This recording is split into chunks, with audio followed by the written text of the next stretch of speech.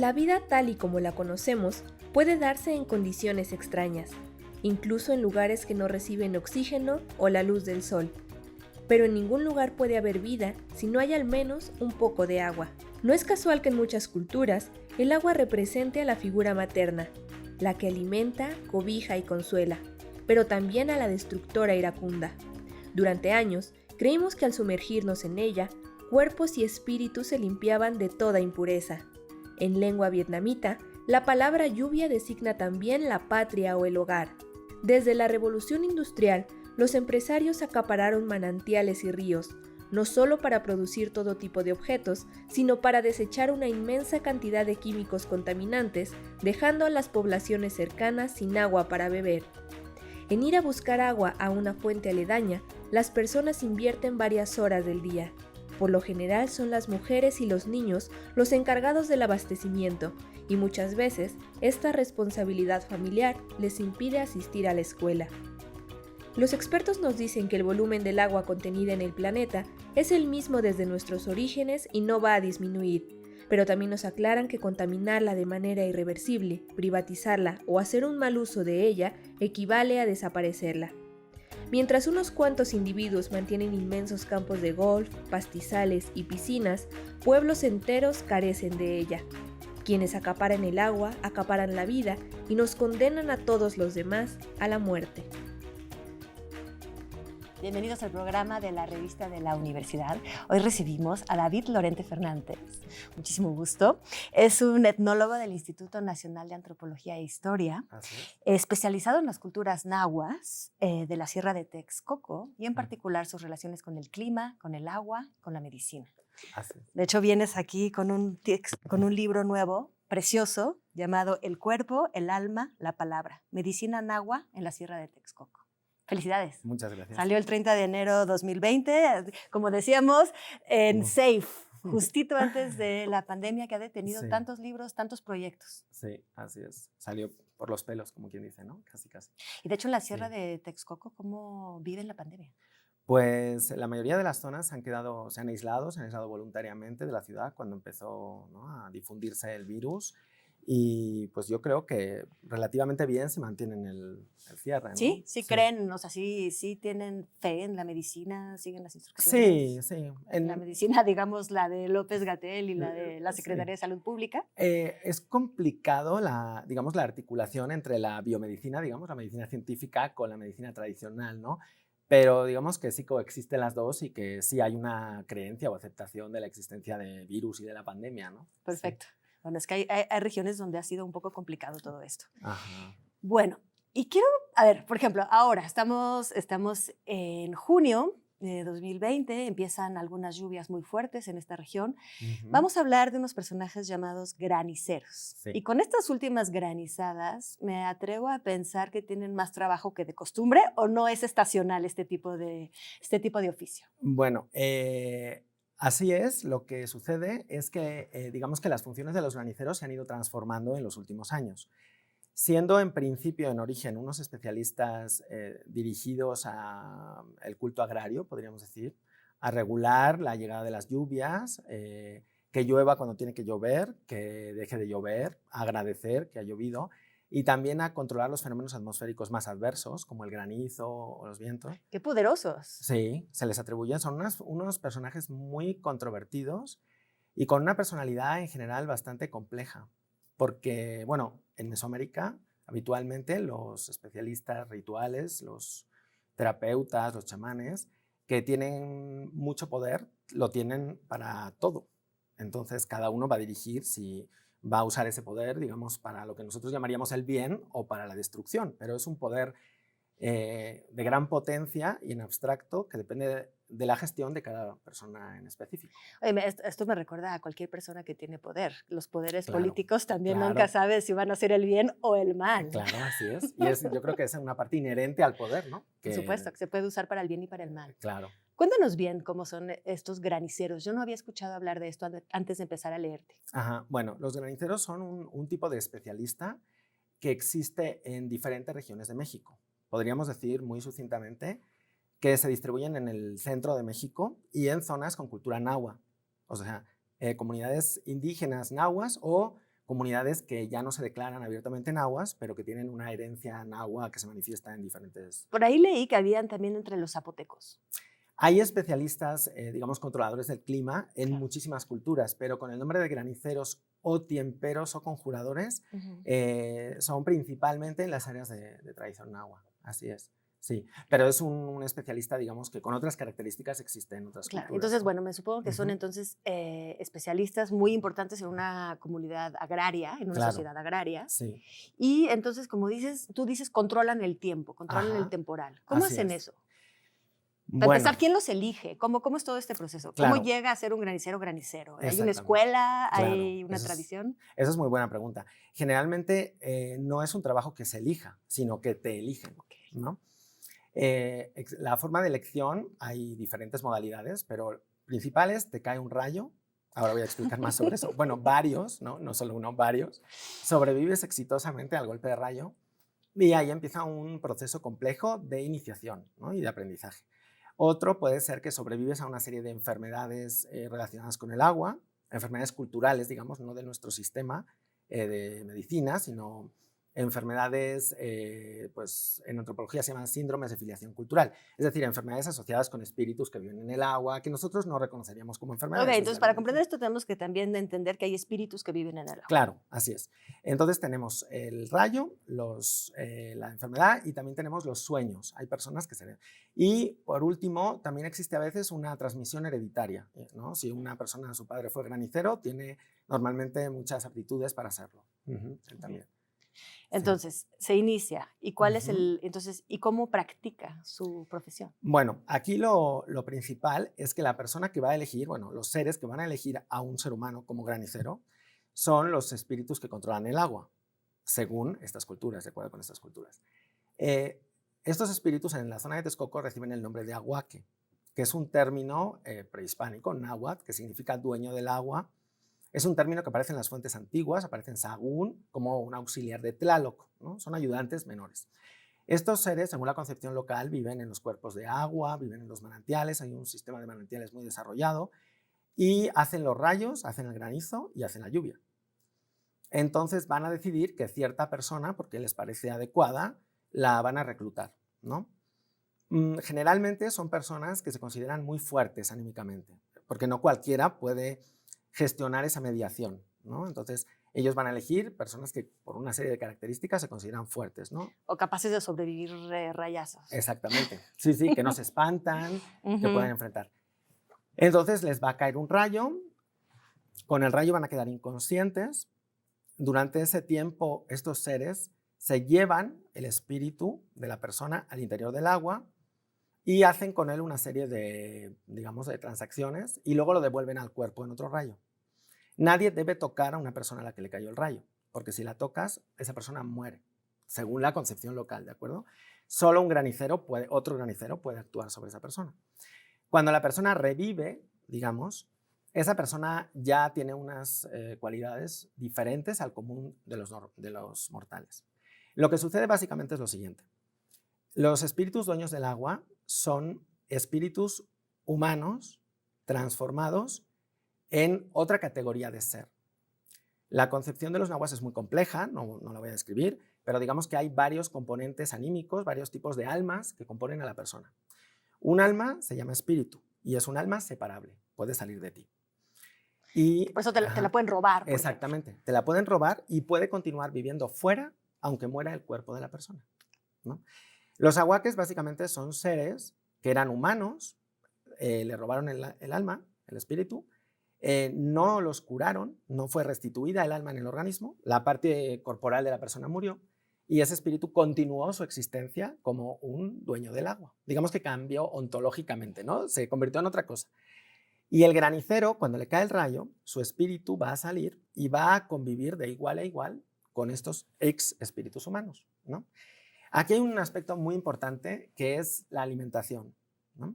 Los grupos indígenas y los nahuas ponen mucho énfasis en la alimentación como una forma en la que una persona puede unirse a otra comunidad o puede cambiar de naturaleza. Algo que un ser humano debe tener mucho cuidado es qué come, sobre todo si se come un alimento que puede no ser humano, porque eso va a implicar tu transformación en el ser que se come ese alimento. Y te explico rápidamente. Cuando el espíritu del granicero va al interior del manantial, lo que estos seres se concibe que hacen es le van a dar su comida.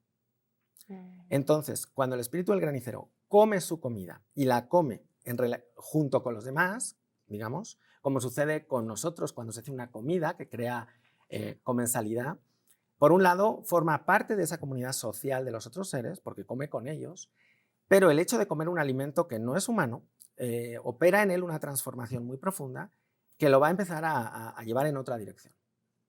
Cuando ese espíritu vuelve al cuerpo del granicero, dicho muy sucintamente, el granicero es dos personas a la vez. Es un ser humano ordinario, como los que viven en la comunidad, y es un dueño del agua. Es las dos cosas.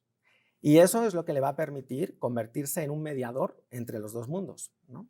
Y también lo que le va a dar un estatus tan sumamente complicado y yo me atrevería a decir peligroso dentro de la comunidad, porque son personas con las que hay que tener cuidado porque son más complejas y más poderosas que el resto, ¿no? Claro. Y entonces, una vez que el granicero, ¿y cómo se da a conocer a los demás que es granicero? ¿Y en qué tipo de situaciones se acude al granicero? Claro, eso es también una pregunta muy interesante. Ha habido una serie de transformaciones, ¿no? Entonces uno pensaría o se preguntaría qué sucede en las sociedades agrícolas cuando dejan de serlo, que es lo que está ocurriendo en muchísimas poblaciones en el México central, ¿no? Es decir, por ejemplo, en Texcoco, pues Eso que iba a preguntar, claro. O sea, exacto, ¿siguen siendo agricultores o no? ¿O cómo? Parcialmente. Okay. Es decir, conservan... El maíz es algo muy importante, incluso ritual. Entonces, a veces se produce maíz porque es importante producirlo, porque lo tienes que poner en tus ofrendas a los muertos, digamos, aunque no sea económicamente algo rentable, ¿no? Entonces, hay milpas que se siguen produciendo, pero no es una economía basada en la agricultura. Ellos trabajan en la Ciudad de México y en Texcoco, básicamente, ¿no?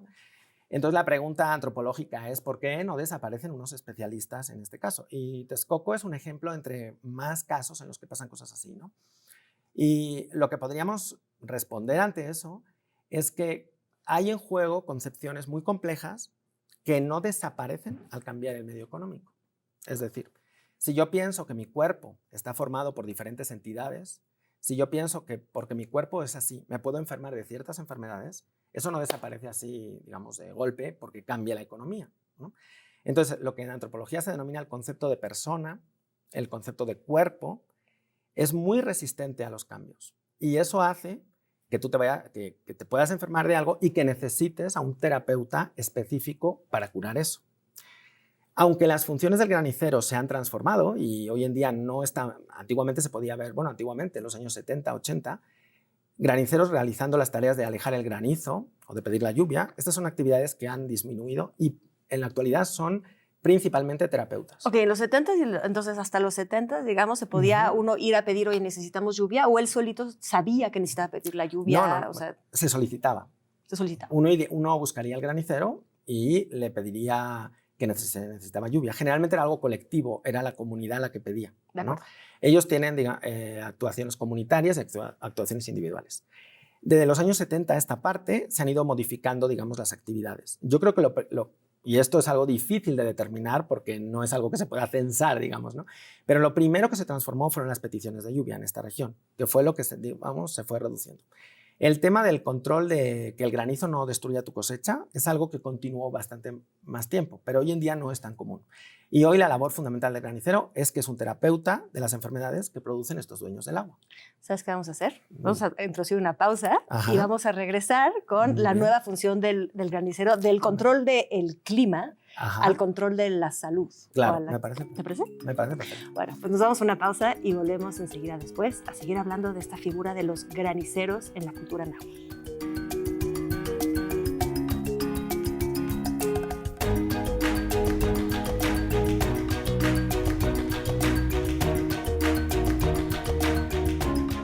Estamos de vuelta con David Lorente, viendo la transformación de los graniceros de ser climatólogos a ocuparse un poco más de medicina o de terapia. Así es. Todo relacionado con el control y sus relaciones con el agua, con los espíritus del agua. ¿Por qué, yo empezaría preguntándote, ¿por qué la medicina o las enfermedades se vinculan con el agua? O sea, ¿son exclusivamente acuáticas o hay de diversos tipos? Hay de diversos tipos. La medicina en agua contempla muchos tipos de causas y de agentes de la enfermedad. Y hay toda una especialización de terapeutas, que muchas veces responde al origen de la enfermedad, ¿no? Te resumo, ¿no? Digamos, las principales, pues susto, mal aire, mal de ojo. Aire es aire justo, pero justamente no es acuático. No, aire es que en ciertas regiones de la naturaleza, digamos en el bosque, hay unas entidades etéreas que pueden introducirse dentro del cuerpo y entonces te causan un desarreglo y el curandero los tiene que sacar, ¿no? Hay enfermedades más graves y otras menos graves. Las enfermedades que curan los graniceros son las generalmente consideradas las más graves. Y los graniceros son los únicos terapeutas facultados para curar las enfermedades que tienen que ver con los espíritus del agua, precisamente por esta mediación que te contaba antes y de la que carecen los otros curanderos, ¿no? Entonces son enfermedades consideradas muy peligrosas para la persona porque puede morir en un plazo de tiempo bastante corto y entonces se requiere la actuación del granicero. Yo pienso que en gran medida la explicación de por qué los graniceros no han desaparecido es porque son los únicos terapeutas que pueden tratar estas enfermedades, que por otro lado son muy comunes en la zona, a pesar de lo que podría extrañarle a alguien desde una perspectiva externa, pero es algo muy frecuente. ¿Qué tipo de enfermedades son esas? Bien, los espíritus del agua, los ahuaques, controlan todo aquello que tiene agua. Entonces, como son los dueños, según la concepción local, es delicado y hay que tener, digamos, una relación casi política de acceso a sus recursos. También son seres considerados caprichosos, entonces, y son más poderosos que los seres humanos. Entonces, si alguien se acerca a un manantial, y pueden pasar todas estas cosas que te voy a enumerar, que sean las 12 del mediodía, lo cual es un momento muy peligroso porque se considera que el espacio que separa un mundo de otro se abre. Esto ocurre en muchas regiones indígenas. Entonces, cuando se abre esa puerta, ese intersticio que conecta dos dimensiones, hay mucha facilidad o para que los seres transiten o para que uno pueda enfermarse y pasar al otro lado, ¿no? Entonces, a las 12 del mediodía se oye el ruido que ellos hacen, se les puede ver porque, digamos, está más cerca a su mundo del nuestro. Esa es una. Otra es que la persona que vaya al manantial o un cuerpo de agua tenga características que les gusten a estos seres. Y esto no es algo moderno, porque en Sahagún aparece cómo los espíritus del agua se encaprichaban de ciertas personas pues, que eran trabajadoras, que tenían ciertas facultades que ellos querían para llevar a su mundo. O sea, es una lógica muy antigua, ¿no? Okay. Pero no es la misma lógica que de los que escogen al granicero. Estos los escogen para otras intenciones o otras finalidades. Estos, digamos, que lo roban para llevarlos a su comunidad. Okay. Así de sencillo, ¿no? Entonces, estos no van a estar en la humana. Estos van a pasar al otro lado. Okay. Y eso es lo que se va a curar el granicero, va a tratar de quitarle. ¿Y cómo convence a los ahuaques? Pues eso es toda una labor muy complicada, ¿no? Claro, que habría que pensar realmente, aunque todo esto está ocurriendo en un mundo mítico o paralelo, o un mundo otro, hay que pensarlo en relaciones sociales, porque realmente se establece como si una persona saliera de una comunidad y fuera a pasar a otra comunidad social, ¿no? Y eso implica que va a romper los lazos con esta y que la van a afianzar en la segunda comunidad. Los nahuas muchas veces hablan con términos sociales para explicarte esto, porque ellos lo pueden comparar con muchas cuestiones, ¿no? Por ejemplo, se habla mucho de los matrimonios. Cuando una mujer se casa, pasa de la familia de los padres primero a una nueva, a la familia del marido y luego a una nueva. Y se va atenuando la relación con la familia original, ¿no? Entonces, muchas veces se habla de un matrimonio de los ahuaques con la persona si es una mujer. Eso hace muy complicado que esa persona, ese espíritu, vuelva. Es una cuestión muy compleja. Y porque además el espíritu no quiere volver. En ese mundo se está aparte de eso implica que el cuerpo puede morir. Exactamente. En las concepciones indígenas, digamos que su idea de persona, de corporalidad es muy compleja, porque se puede fraccionar y hay partes que pueden vivir separadas unas de otras, mientras que nosotros tenemos una idea unitaria del cuerpo. Entonces, no hay más que nuestro cuerpo. Si el espíritu se separa del cuerpo, hay una serie de síntomas, ¿no? Te dan mareos, te da fiebre, según la concepción local. Te da fiebre, empiezas como a tener desvaríos, y esos son los síntomas que permiten saber que te ha pasado eso. ¿El coronavirus será una enfermedad asociada al agua? Habría que investigar, ¿verdad? Claro. Eso suena. Sí. Eso es muy interesante cómo las poblaciones indígenas resignifican los nuevos elementos culturales, ¿no? Cómo se resignifica algo que no existía y qué causas se le atribuyen, ¿no? Por ejemplo, pasa con los alimentos y el sistema de frío y caliente, Claro. ¿no? Llega un alimento nuevo que no existía y hay que atribuirle un lugar en esa categoría de esto es frío, caliente, muy frío, frío, caliente, muy caliente. Y ya entran toda una serie de parámetros culturales para clasificar.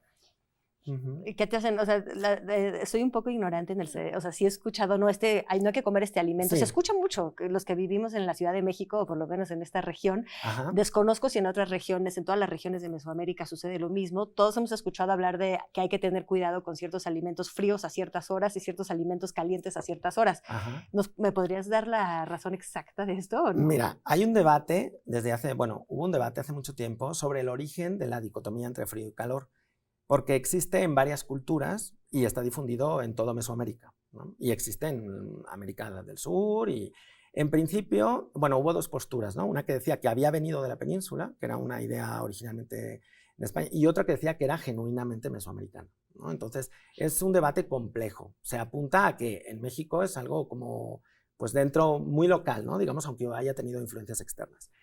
Pese a ser una dicotomía compartida, la forma de clasificación es distinto. ¿Qué significa esto? Que los mismos alimentos en distintos lugares pueden ser cosas diferentes.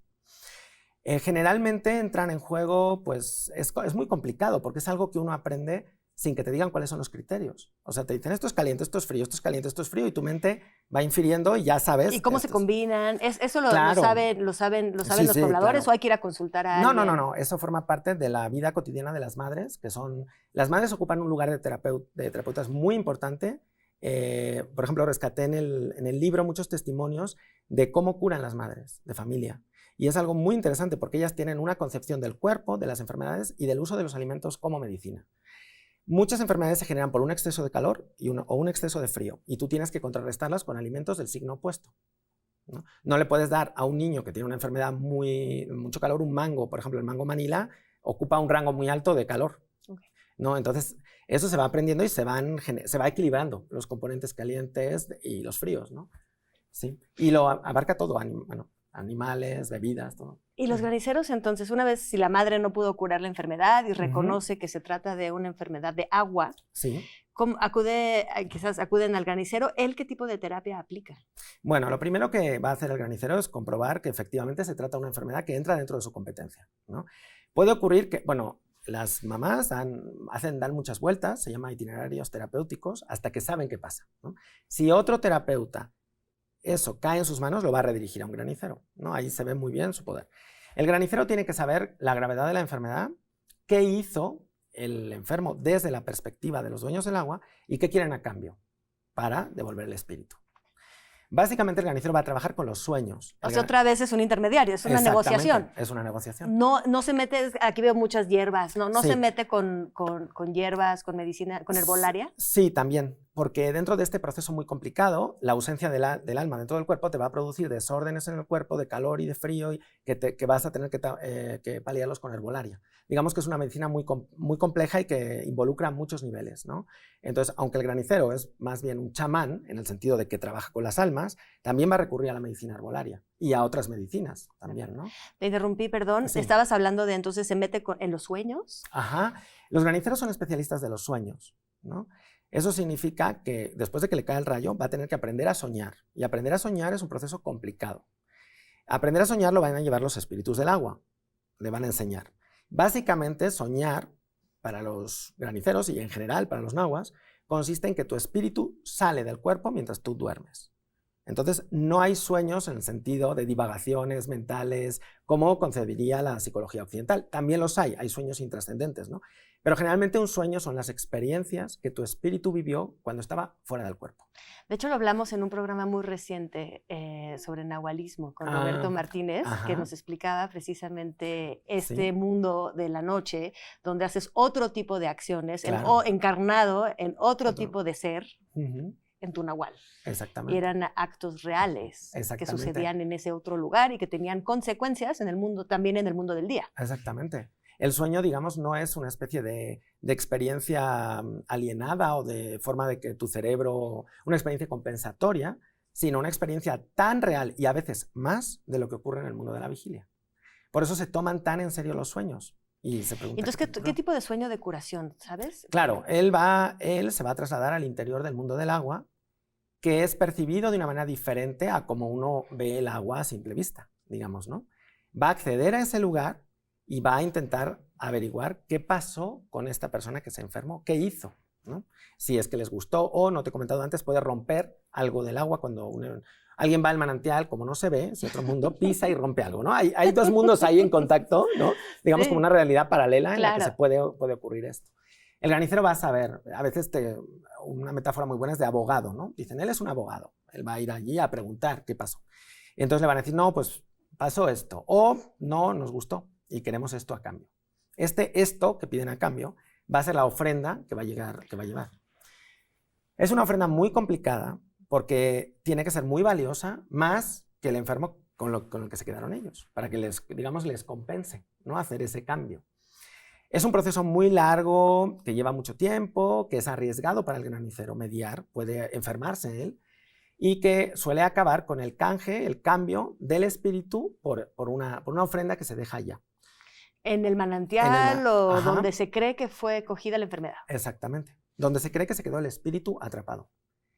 Y entonces eso todo ocurre en un plano que para nosotros es invisible, para una persona normal también es invisible de la comunidad, pero en sueños se puede ver. Porque en sueños uno capta, digamos, el otro lado. Puede ver, bueno, una persona que se ha iniciado puede ver el otro lado con los ojos de las entidades que están allí. ¿Y qué historia es tu favorita dentro de las historias con graniceros? A ver, ¿qué te podría contar?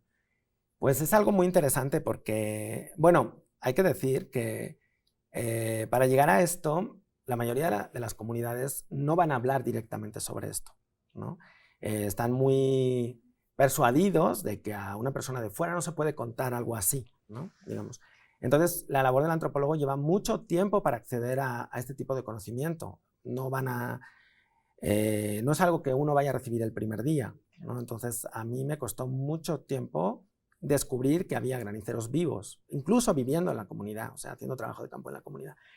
Y es algo que se invisibiliza, pese a la gran importancia que tiene, ¿no? Esto habría que añadir. Es un secreto. Exactamente, es un secreto, a veces un secreto a voces, a veces un secreto local, que tú te enteraste porque curaron a la persona de al lado, entonces ya te enteraste que había allí. A veces las personas de las comunidades no saben que existe. Es algo muy delicado que se debe tratar con mucho cuidado también estas personas. Entonces, digamos que es difícil acceder a este tipo de narraciones y mucho más difícil acceder a los casos de curación y todo eso. En los casos de curación. Entonces, vamos a dejarlo en el secreto. Exacto. Me parece muy bien. ¿Te parece? Me parece estupendo. Y quizás si alguien tiene interés, pues que vaya, que conozca. Finalmente, la Sierra de Texcoco está ahí. Hay mucha gente con muchas creencias. Así es.